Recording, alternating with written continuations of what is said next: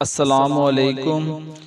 میں آپ سب سے گزارش کروں گا کہ ایک مرتبہ سورۃ فاتحہ اور 3 مرتبہ سورۃ اخلاص پڑھ کے ان کا ثواب ان مسلمانوں تک پہنچا دیں جو اس دنیا فانی سے جا چکے ہیں۔ امام علی علیہ السلام کی خدمت میں ایک شخص آیا اور دست ادب کو جوڑ کے عرض کرنے لگا، یا علی، ہمیں کیسے معلوم ہو کہ کس انسان کا گھر جنت میں ہے؟ بس یہ کہنا تھا تو امام علی علیہ السلام نے فرمایا، اے شخص، یاد رکھنا جس انسان میں یہ 4 خوبیاں موجود ہوں تو سمجھ جانا کہ اس انسان کا گھر جنت میں گھر ہے۔ وہ کہنے لگا، یا علی، کون سی چیز؟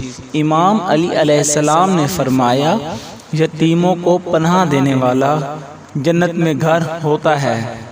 دوسرا، کمزور پر رحم کرنے والے کا جنت میں گھر ہوتا ہے۔ تیسرا، والدین پر شفقت کرنے والے کا جنت میں گھر ہوتا ہے، اور اپنے غلام یا ماتحت کے ساتھ نرمیت کرنے والے کا جنت میں گھر ہوتا ہے۔ یاد رکھنا جس انسان میں یہ 4 خوبیاں موجود ہوں تو سمجھ جانا کہ اس انسان میں دنیا کے رہ کر بھی اپنا جنت میں گھر بنا لیا ہے، اور جنت کا گھر روز یہ راہ دیکھتا ہے کہ کب یہ اللہ کی مخلوق کی خدمت کرنے والا مجھ میں بیٹھ کے اللہ کی رحمتوں کا لطف لے گا۔